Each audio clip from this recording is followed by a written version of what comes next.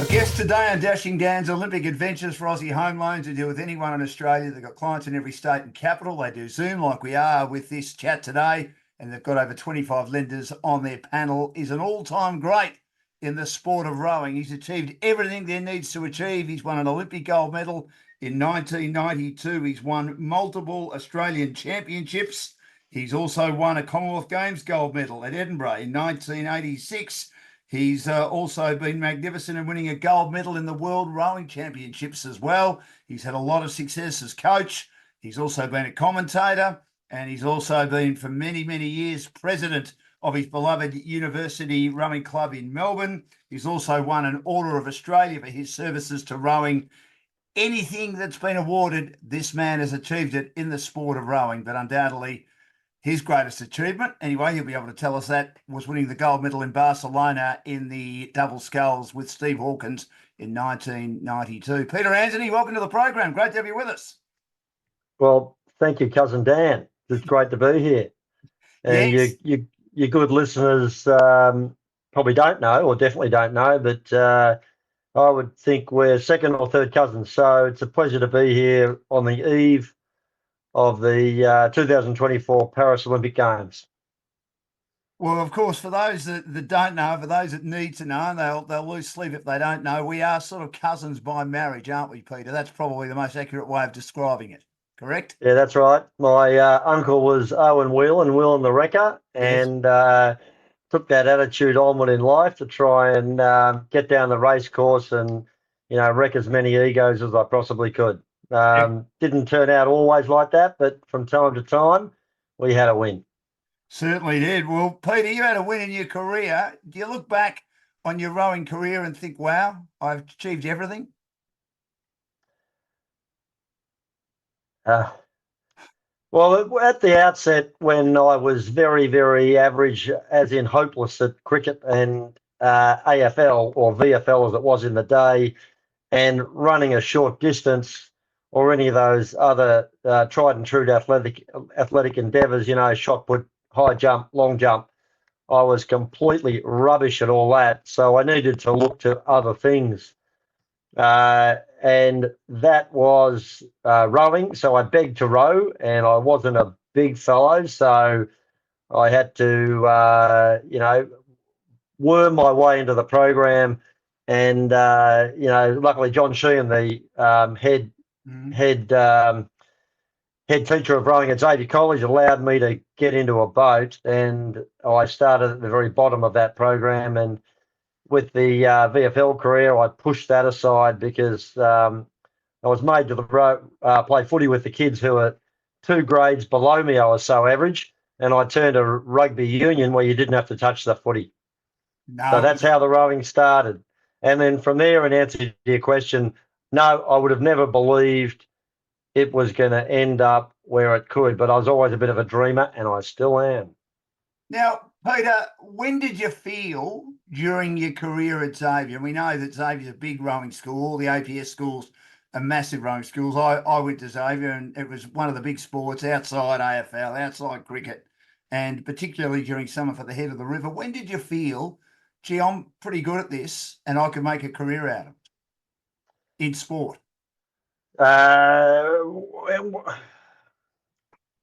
When I came out of school and I got better through the school years, and I ended up getting myself into the first aid. I used to go running every night, dreaming I'd make that crew. So I ran and did other training. It's all about who you mix with. So I mixed with, guys like Paul Van Vinderdam, my good mate from school, still catch up.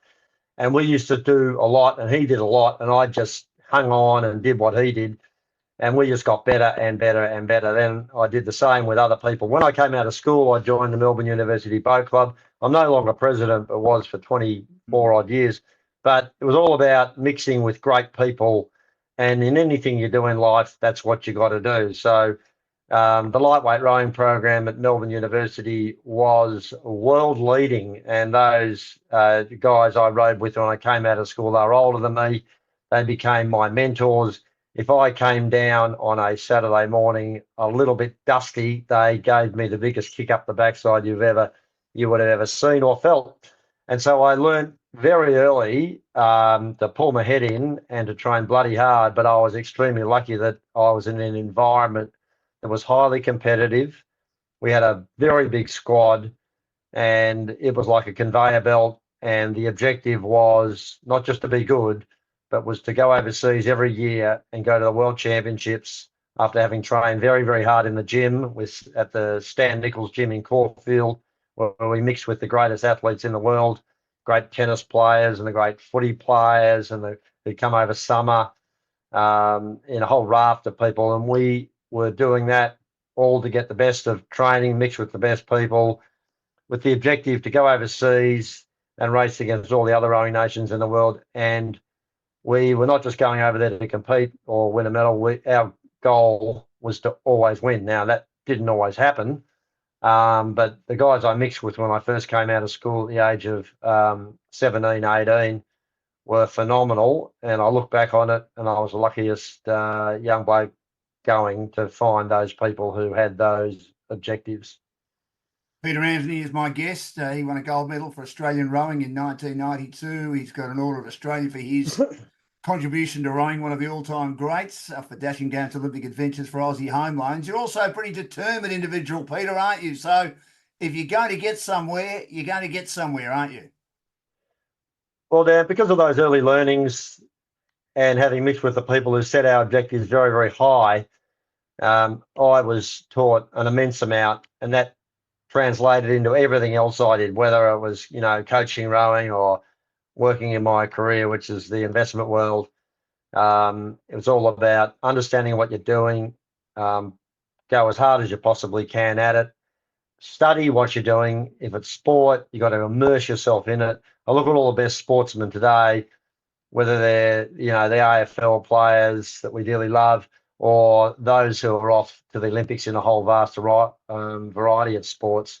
Those who really, really study and know what they're doing, and set their objectives very, very highly, they are the people who will achieve. And so for me, that was a learning over many, many years. I rowed for Australia for 23 years, and there were good years and very, very average years. But, if you don't set your goals really, really high, and if you don't dream, you won't get there.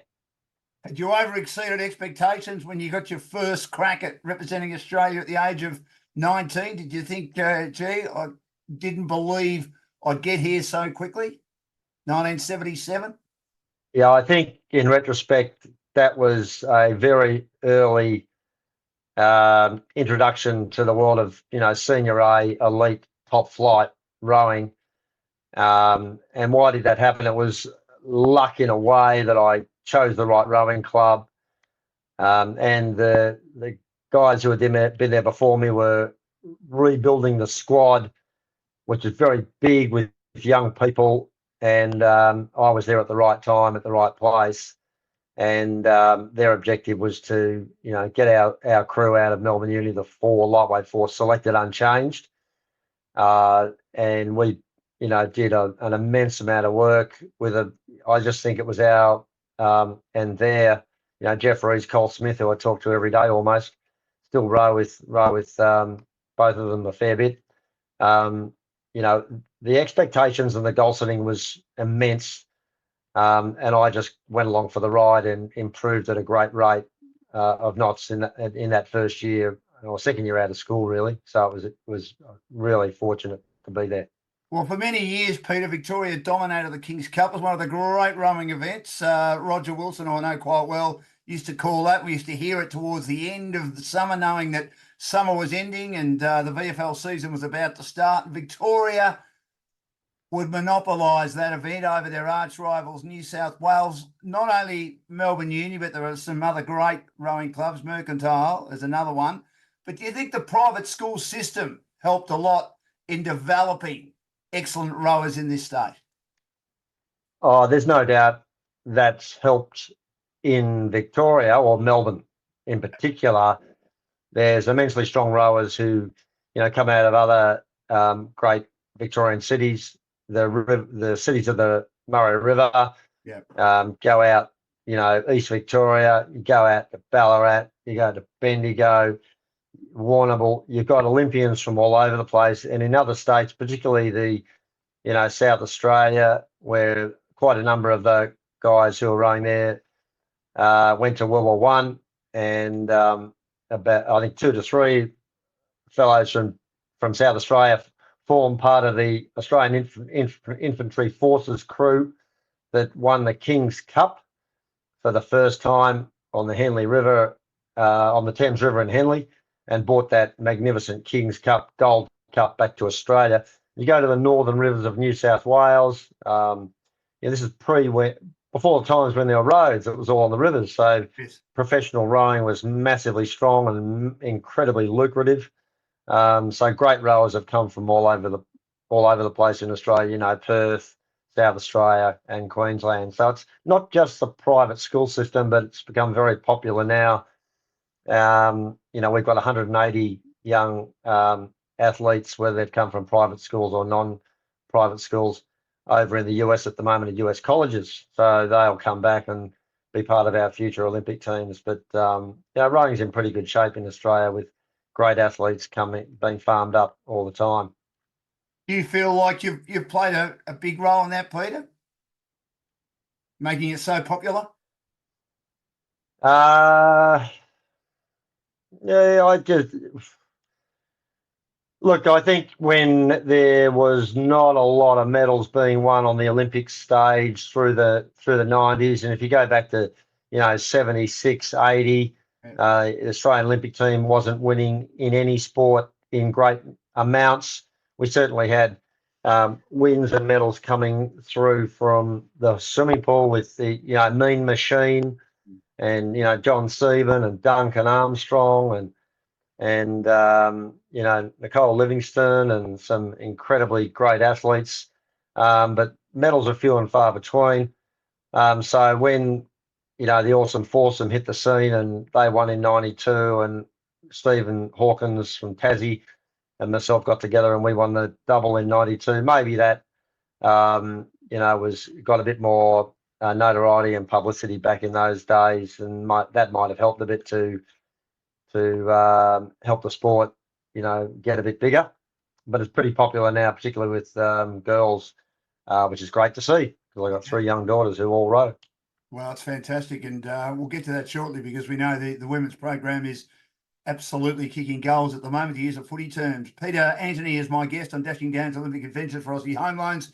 They've got over 25 lenders on their panel. Peter, we'll get to 1992 shortly, but in 1977, as you said, you were 19 and you've won a silver medal in the World Championships. How surreal was that?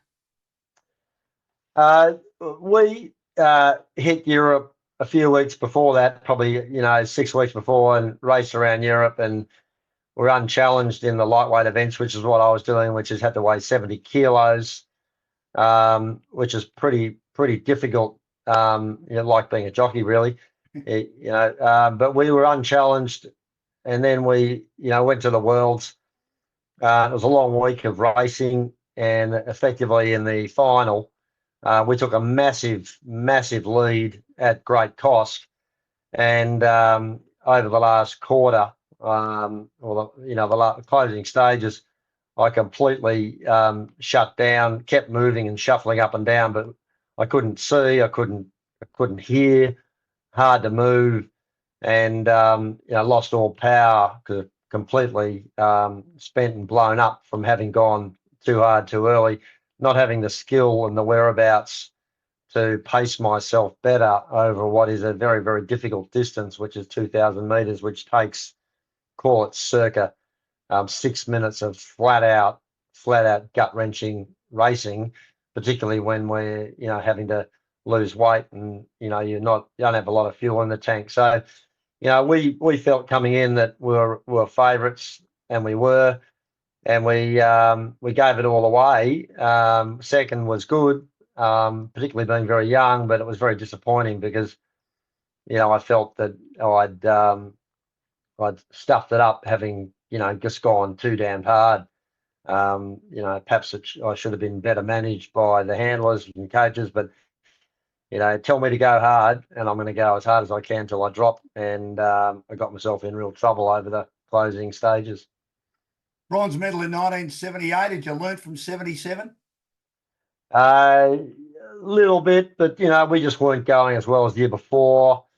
So that just meant that it was going to be a long slog to get the desired medal that I wanted, which was the gold. So it didn't come that year, so I had to come back again. Now, you were a sweep rower originally, and then you became a sculler and one of our best scullers. Why did you change? And did you feel, obviously, you felt more comfortable in the sculling looking at your record? Not that you had a poor record in the sweep by any means. Oh yeah, I came through school rowing, which is rowing in eights and fours early days, and then moved into the four in the first couple of years out of school, out of uni, at university, and I dropped out of uni anyway. But going overseas, early days in the four, rowing with one oar, and it wasn't quite going to plan. I went overseas in the eight a couple of times, and we had okay results. And one year the whole crew got sick.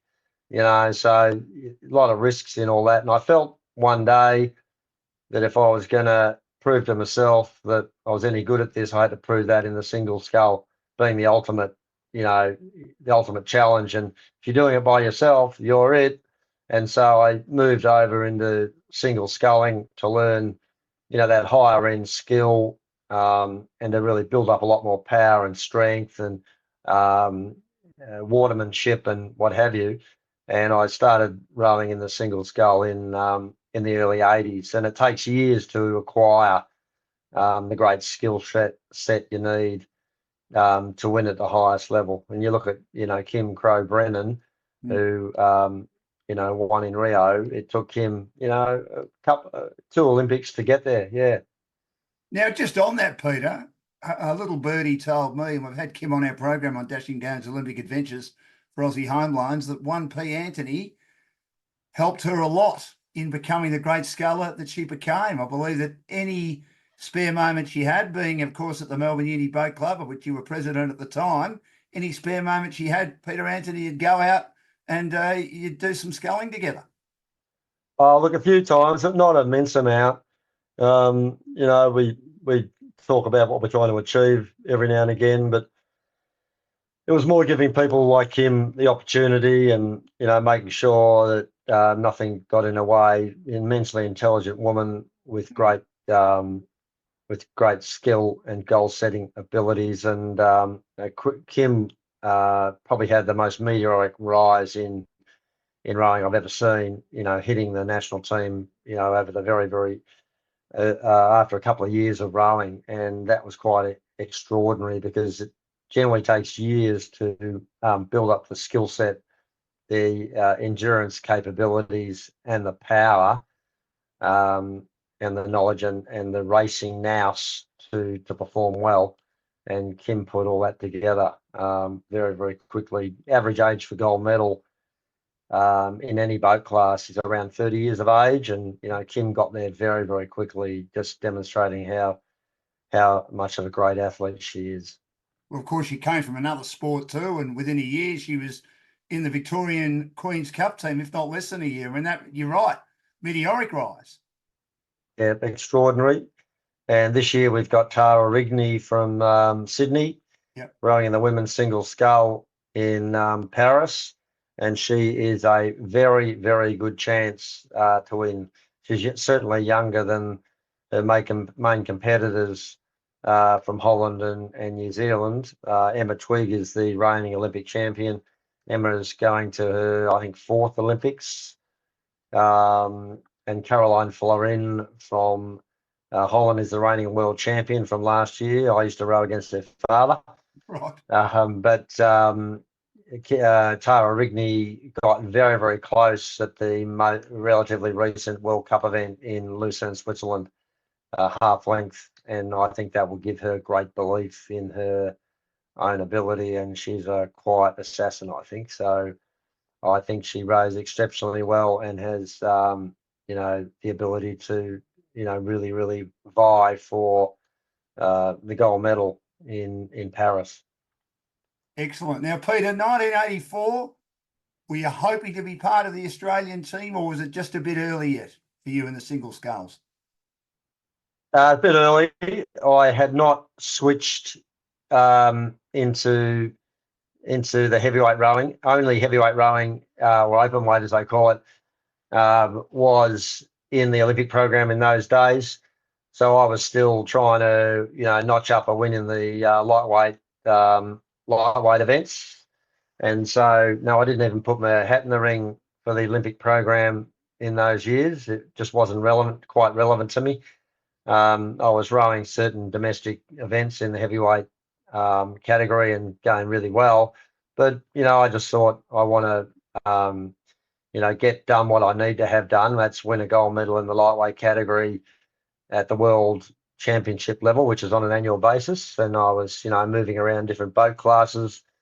So 84, I didn't try to go to the LA Olympics. Probably in retrospect, could have given it a crack, but I was still back trying to build up my skills in the various boat classes, the small boats, to win a gold at 86, world's level.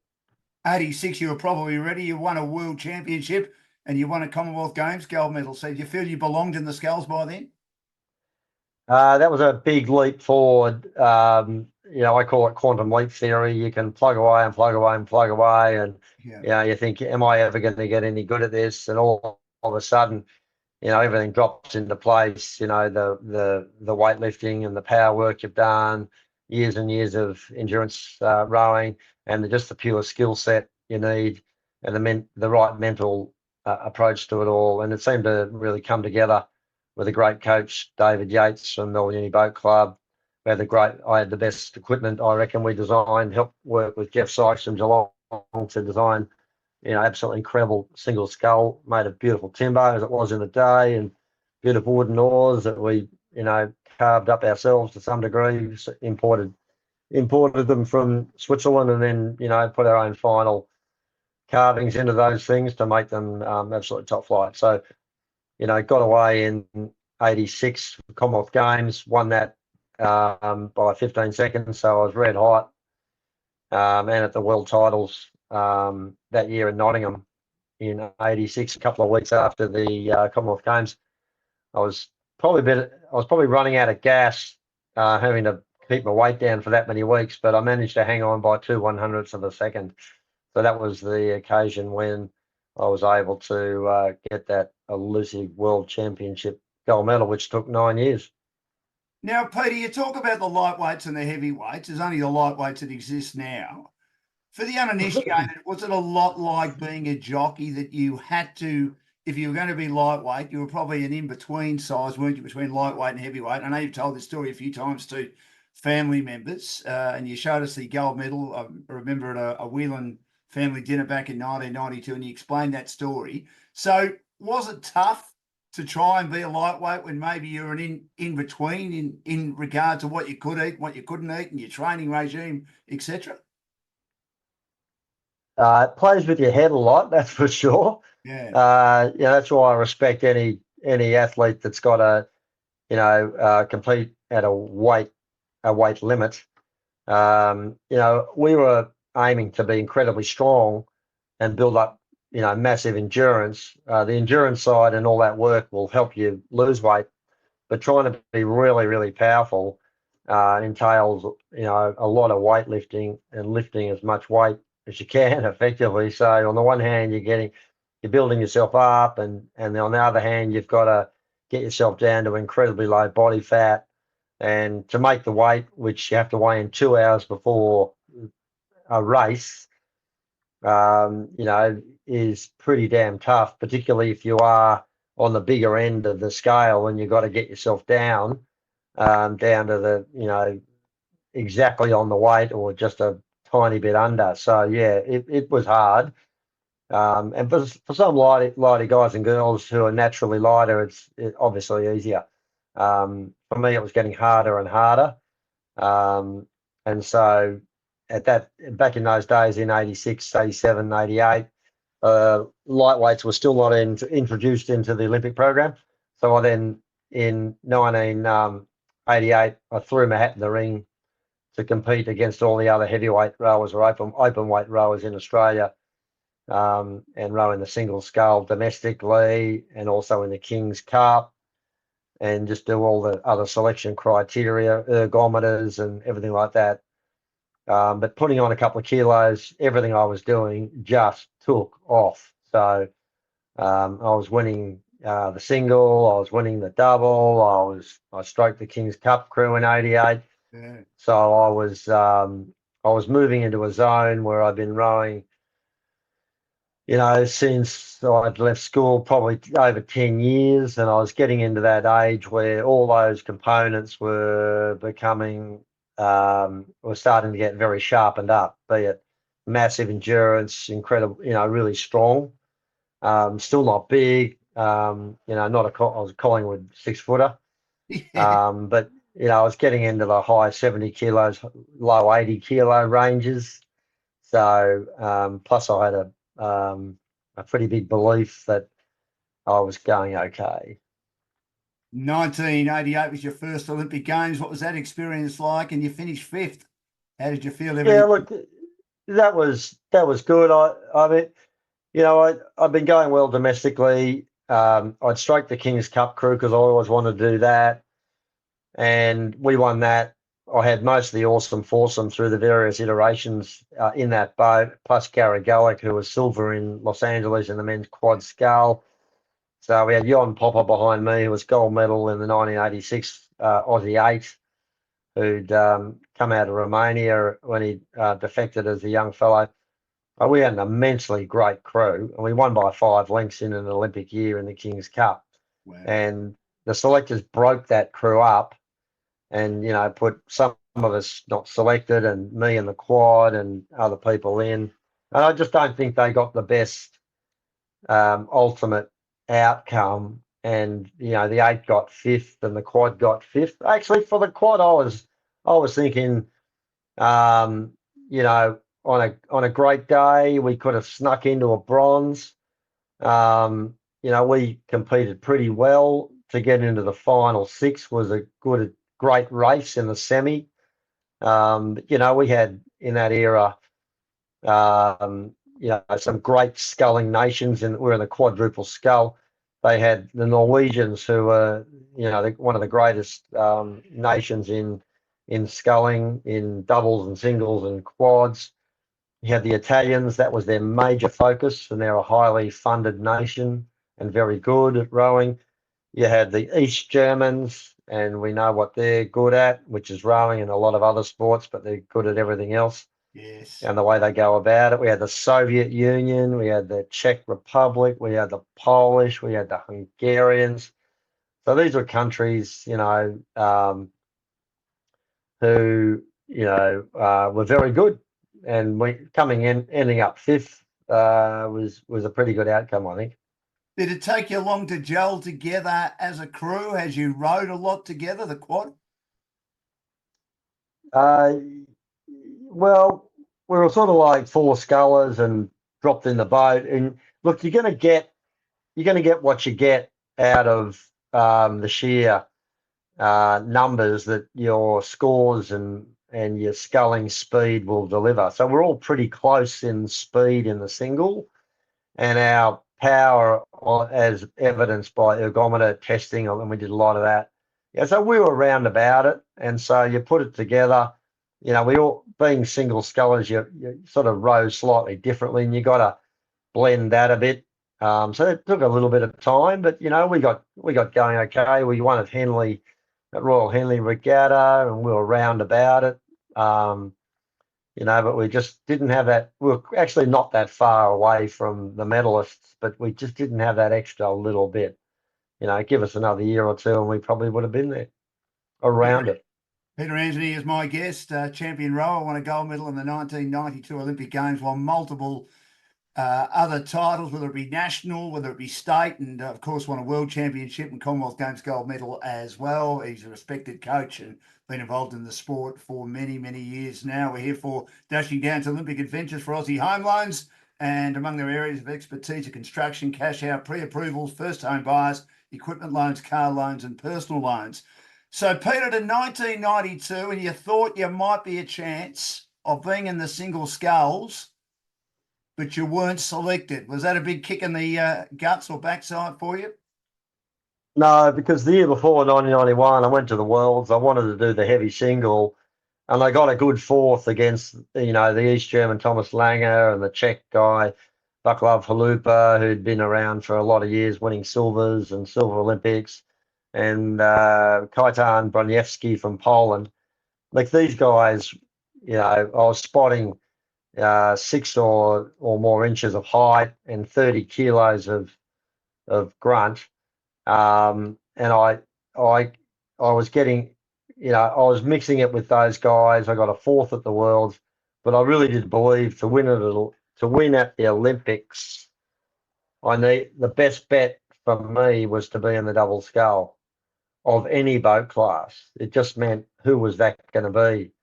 So the next year I was going pretty good again in the single, and the other guy on the premises who was going well was Stephen Hawkins, young fella, 21, from Hobart, Tassie, who'd come from lightweight rowing into the heavyweight rowing to go to the Olympic Games, and he was extraordinary. And we were knocking heads all season in the single scull. He was getting pretty close, and the selectors at the end of the year in May said to us they wanted to put us together for the final trial. I was thinking I needed, actually, I bumped into David Neitz on the weekend, and I was said to David, I felt I needed someone big like him, or some big character Yes. to row with. And Steve Hawkins, 5'9", 5'9". 72, 73 kilos, immensely strong, huge engine, an incredible ability to go into places that I've never seen any other athlete do in terms of energy output and the ability to hurt themselves. And that's what you can do in a rowing race. So they put us together in May of 1992, and we flew in the final trial, which was held in northern Tasmania at Lake Barrington. Yes. And we won that in a very, very fast time in cold conditions. And I felt at that time that we were red hot, and we had the final work required to really dress that up. Tim McLaren, the coach, who was in the 1984 Olympic quad that got the silver, highly motivated guy, very thoughtful coach, was an incredible coach for us in that time frame we needed to take ourselves from being pretty good getting together to be absolutely good enough mentally, physically, technically, and tactically to win in at the Barcelona Olympic Games. And so we were very, very bullish about our chances from the moment we were put together. You both had different coaches, didn't you? I mean, Steve had Tim McLeod, as you mentioned, and you had Brian Richardson, and Tim was chosen as your coach, and Brian went to coach the eights. Did it take you long, Peter, to get used to Tim's style? I take it didn't take you long to get used to Stephen's style, because as you said, you clicked straight away. True, we blended up very well. No, I felt whether it was Brian Richardson or like David Yates from the previous Olympics, who then retired from coaching and back to his job as a scientist. Tim McLaren had a very thorough approach to it. He'd been a sculler. Interestingly, he'd come in his early days through the surf club movement to win a number of titles in the surf boat, and moved into single sculling, where the ability to adapt like that required an immense amount of skill acquisition and thoughtfulness. And I just felt, having been selected by the coaches or the selectors, that he was up for the job. And Brian had helped me out through the 1991 year and 1998 year in terms of the King's Cup and the intervening years in the double or whatever. But the selectors made the call. They wanted Brian, who'd really come through coaching and rowing in King's Cups himself and rowing as a sweeper rower. They wanted him to do the eight and for Tim to do the double. And Tim did the quad as well, coaching that. And so as far as I'm concerned, all these coaches have got immense skill, motivation, and the ability to bring crews and athletes on, and I'm just the rower. And so that's what I do. Said to Tim, I'm the rower here. On race day, on training day, I'll do everything. I have faith in you. You tell me to do it, and I'll do it. When we push off and I race, I'm the racer. You were the lightest crew, as you said. You were 6 foot, but a Collingwood 6-footer, and Steve was 5'9", and you weren't obviously as big physically as the other crews. Was there an us against them mentality, Peter, that you and Steve had to prove the rest wrong, that you could actually win in the heavyweight sculls when you probably should have been in the lightweight double sculls? Well, the lightweight double wasn't in the Olympics at that time. They were still separate worlds. But Right. you know, I think I remember the German women laughing at us. We're that small. But no, it didn't really bother us because there's some major things you gotta say to yourself. Have you ticked the box? In terms of our aerobic capability.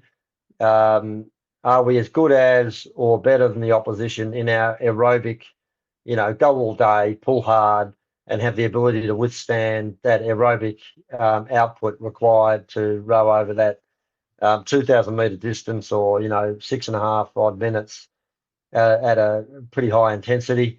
And yes, there's no doubt because of the years and years and years and years of work we've done, and more recently the way we've gone about it with the training methodology shifts into more volume and management of lactates and heart rates and stuff.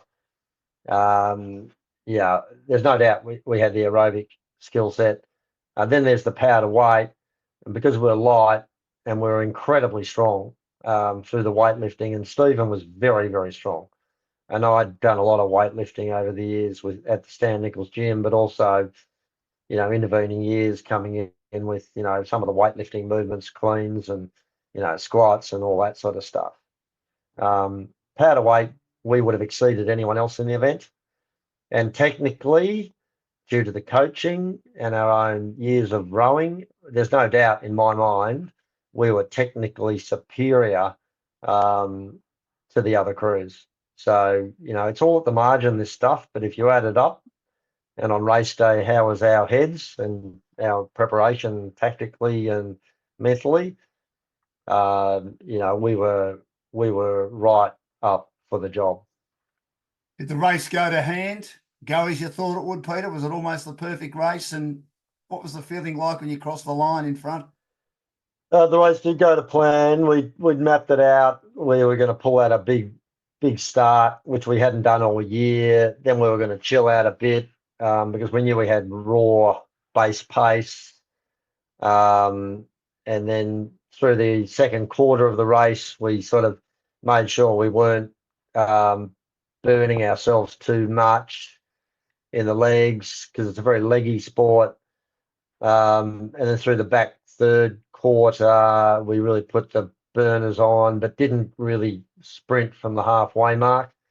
So we delayed that, a couple 150 odd meters from other races we'd had that season. And then, 750 meters to go, which is 3/8 of the race. We just absolutely went for it. And that was the way we planned it. And it was, for me, it was as if I was sitting outside looking at it, bizarrely.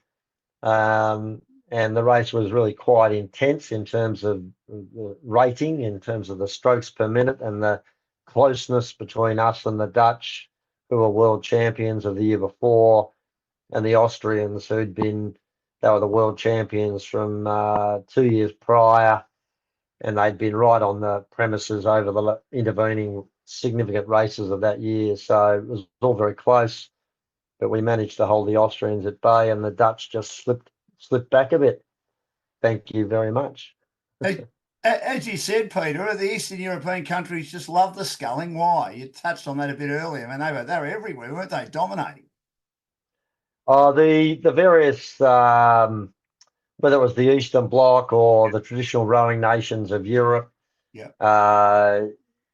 they're very strong. Whether it was the Scandinavian countries, the Dutch, the Belgians, the French, the Italians, and all those other countries peripheral to the Eastern Bloc.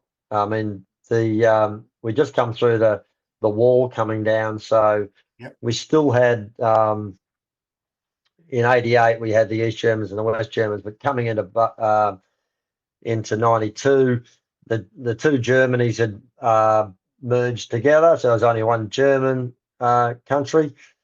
But countries from Poland and the Soviet Union, they were pretty dangerous and they could pop up with great crews. But that year in '92, it was the Dutch who were very good, the Austrians who were very good, the Germans had been going well all year, but they faded away late in the season. The Polish crew, the Czech crew, they were all the Soviet crew, young. The Estonians were very good, and so that's what made up the real opposition. Talking of East Germany, and I've spoken to James Tompkins on our program, Dashing Down's Olympic Adventures for Aussie Homelines. You got a new coach in the lead up to 1992, Reinhold Bastashki. Now, what did he do for rowing in this country? Of course, you won 2 gold medals, Australia. Your gold medal, which in some ways it probably fades into the background a bit, I think a bit unfairly. I mean, not to me because I know you well, but to other people. And of course, the awesome foursome winning the fours, James Tompkins, Andrew Cooper, Mike Mackay and Nick Green. But what did Reinhold bring to rowing in Australia that this country needed in the sport? Well, John Coates, who came from rowing, who became the president of the Australian Olympic Committee and vice president of the IOC, John came from rowing. He recruited into Rowing Australia to be the head coach, Reinhold Bastashki, out of originally Romania. Yep. Reinhold brought discipline and process and structure and systems, so that there was much greater process around selection and racing. So we would race through the season against everyone else from all other states. You'd put your hat in the ring for selection. So it wasn't done on just one race. It was done by building up, your credentials throughout the season. Then, if there was a King's Cup crew that won, that crew wouldn't go. The best people would get in it. Whereas in past Olympics, I think they would just send, the crew that won the King's Cup. So the selection methodology was better. The training process and methodology was better under Reinhold, and he was the head coach in '92. It was always good to have someone like that oversighting the various coaches and crews. Yeah. What were the celebrations? What were the celebrations like? We know the awesome foursome boys love to drink. Did you guys get heavily involved? And was there any what's the word I'm looking for? Not negativity, but was there any jealousy from you and Steve knowing that they got a lot of the publicity or more publicity, or was it just good for rowing, Peter? Oh, it's all good for rowing. Good luck to the awesome foursome. They were great. They were world champions coming in. Were largely unknown. I'm more than happy for them to get out there and sell some canned fruit. Yes. And do well out of that. I've focused my attentions on my business career. They were great for the sport. I rode with those guys and against them often. They're all good buddies of mine, and we got on like a house on fire. Of course, sculling is the highest skill, and everyone has to know that. They were just these lumps rowing in a four, but they were cutting edge, leading edge, ahead of their opposition. They were just amazing guys to be on the team with. Did it change your life, Peter, winning that gold medal? Oh, it's pretty good to look back at it and sometimes reflect, but no, it didn't. In all these things, you've always got to start at the bottom and get yourself to the top. So it's whatever you do. So that had taught me a lot, and it, some of those things just take plenty of time. That took me 14 years to achieve. And again, it just set me up in life to realize that, you just got to set your goals, mix with the right people, and go about trying to achieve what you want. And it was just a fantastic time. I mean, amazing, just incredible. The biggest and most fortuitous piece of the whole thing was getting paired up with a guy like Stephen Hawkins, who was just an absolutely incredible athlete. Just amazing. And are you great mates? I mean, is it bonded you for life? Steve's a very quiet fellow. It was always very quiet on tour. So he now lives with his family in Asia. He was a carpenter and did a fair bit of abalone fishing underwater. Lives the quiet life. We caught up a couple of years ago, but I sent him a note a few months ago, and I'll send him another note as we come into the Paris Olympics. Peter Antonie is my guest, champion rower on Dashing Dan's Olympic Adventures for Aussie Home Loans. They deal with anyone in Australia. They've got clients in every state and capital. They do Zoom as well. Your family. I know your family well. Your mum, your late mum Joan, your late father Tom, your 4 sisters, Liz, Melissa, Louise and Sue. Were they there? And what sort of support were they to you over the journey, Peter? Well, my dad told me to give up 2 years into the career, so I kept going for another 12 years to get the Olympic gold. No, they were watching that on TV. I think they were all at the same house together. So fantastic support, and always very, very, as I said, very supportive for me to, keep chipping away at it. All through my 20s, I was doing all sorts of, jobs to fund it. I dropped out of uni, and eventually I went back to university at night doing economics and finance. But I think everyone just realised that I was going to take my time doing what I wanted to do, and so there was huge support. 1996, you went to the Olympic Games again. You were obviously hoping to go back to back. You were with Jason Day. It didn't quite work out for you. You finished 8th, but it was the best meeting for Australia, certainly at the Olympic Games up until then, winning 6 medals, again, including 2 golds. So Australia were on the map. They were ranked number 1 at the Olympic Games in performance. Must have been fantastic being part of that team, even if the success individually for you or part of the Double Sculls with yourself and Jason wasn't quite there this time. No, we didn't. We just didn't click. I think Jason had been injured with some back problems, and so that really takes the sting out of us. We had a couple of great races actually, but weren't able to really put it all together when it was required. But that team was very, very strong. You saw coming together.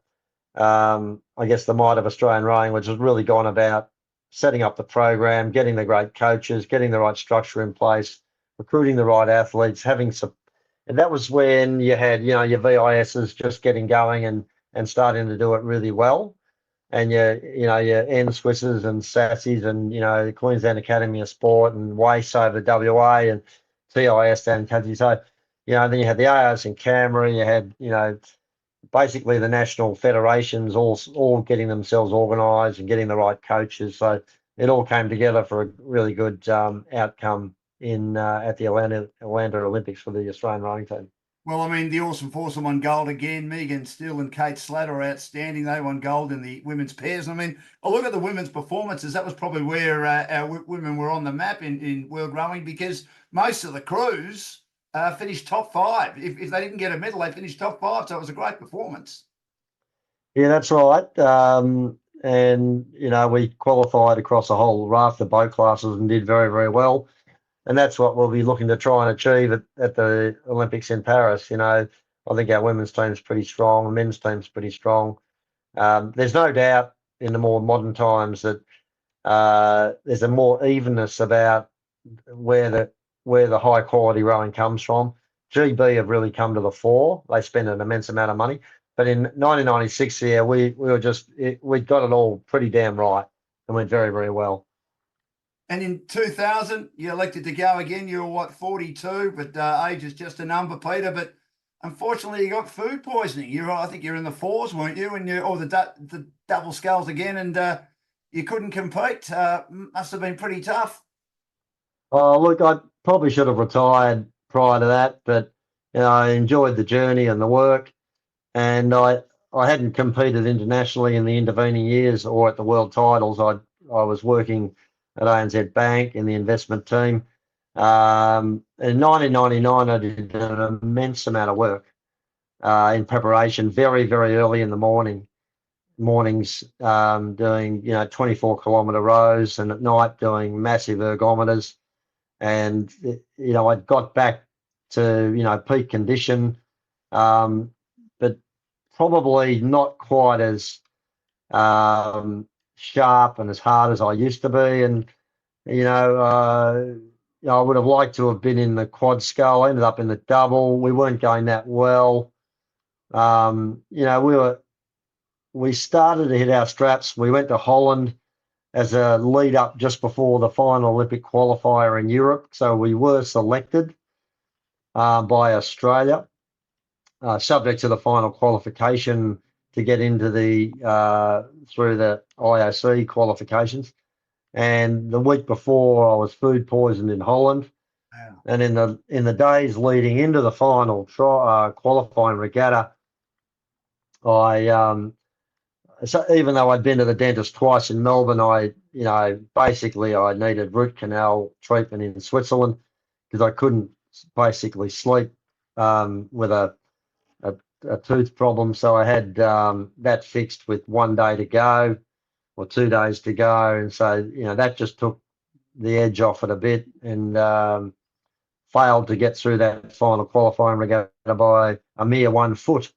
And so that meant we missed out in getting a berth in the final number of crews that could row in the double scull at the Sydney Olympics, and I became the emergency for the men's 8. But everyone stayed healthy. So who was your partner in that double scull? James Burton, and we were pretty good. But I think we just had the stuffing knocked out of us, with those final issues of food poisoning in a hotel. I ate breakfast and that was that, and throwing up for days, and then final bloody tooth problem, which that had been irritating me for weeks, having gone to the dentist twice, and I couldn't bloody sleep lying down, had to sleep sitting up because of the pain of the tooth. So I should have got that done earlier. Anyway, as narrow as it was, but that was the end of the career at that level. Do you think that if the games weren't in Sydney, you probably don't try to go because it was in Sydney? You wanted to have a crack no, part of the home games? No, that wasn't really a motivation. I just wanted to stay involved. It was good fun, and I was good.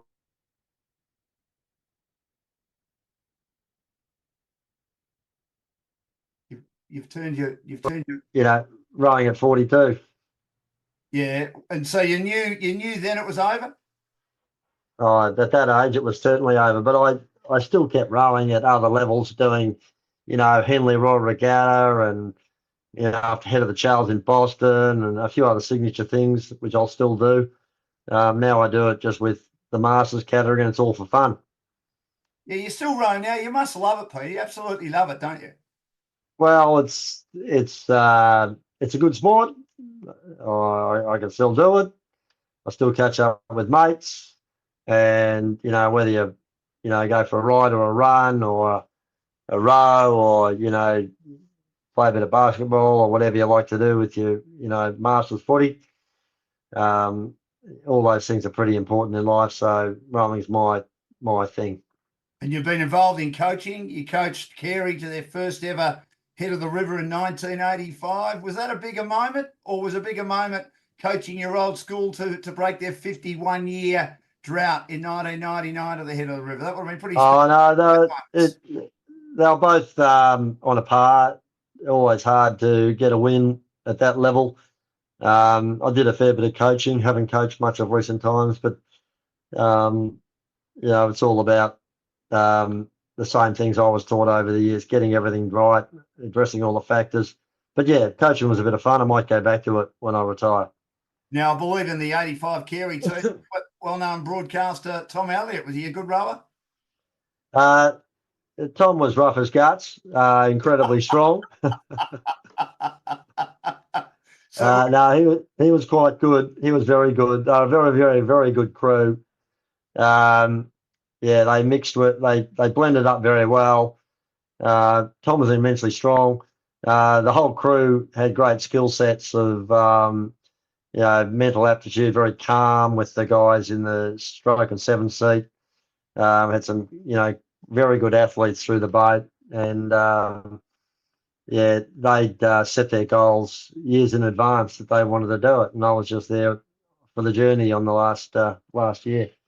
and what do you love about the Melbourne Uni Rowing Club? 21 years, Peter, you were the president. What a performance. Well, I can't remember the exact number of years, but yeah, the club's in pretty good shape. We've got a number of Olympians off to Paris. One of which is Peter Cracker's Keenan's son is in the men's pair. And so, yeah, we've got a few girls and boys off in the team. So hopefully some of them will come back with medals. Yeah, well, I know Crackers loves you, Peter, and he said that you've done a lot to help Simon. I mean, how good a rower is Simon? He's a big boy like the old man, isn't he? Simon's 6'9", very skillful. After years of rowing, he's got a huge aerobic capability. He's in the men's pair with Patrick Holt. I think because they were a bit crook on the last World Cup. Patrick got a bit of a flu, then Simon's had a little bit of back issue. He's over that now. So they're a bit of a dark horse. So it'll be great to see how they go. And as you said, you got 3 daughters who row. How far can they take the sport? And how much are they enjoying it? They like it. It's good fun, and hopefully, they can take the sport right through a fair way and enjoy themselves. The domestic scene's very, really good in Australia. There's some great events to have a go at, and also if they wanted to ever row internationally, the US college system is immensely good, and there's other signature events they can go for on the global scale.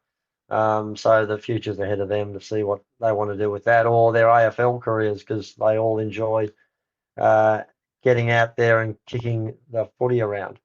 So you're constantly, you and your wife are constantly out and about, taking them to places and watching them play sport? Yeah, well, they play for the Bloods, the South Melbourne Districts Junior Football, and that's a great club. Excellent. Now, Peter, what does it mean to you to not only be an Olympic gold medalist, but to get an Order of Australia for what you've done and also win a Sport Australia award for your contributions to the sport? I mean, you look back on an outstanding career. I know awards at the end of the day are probably just part of the journey, but do they mean a lot to you? I think the Order of Australia medal was a quirk of it going well in an era when there weren't a lot of great achievements in sport at the time. That was in the 80s when I won the Commonwealth Games and the men's 8 won the Commonwealth Games, and they won the world title as well as I did.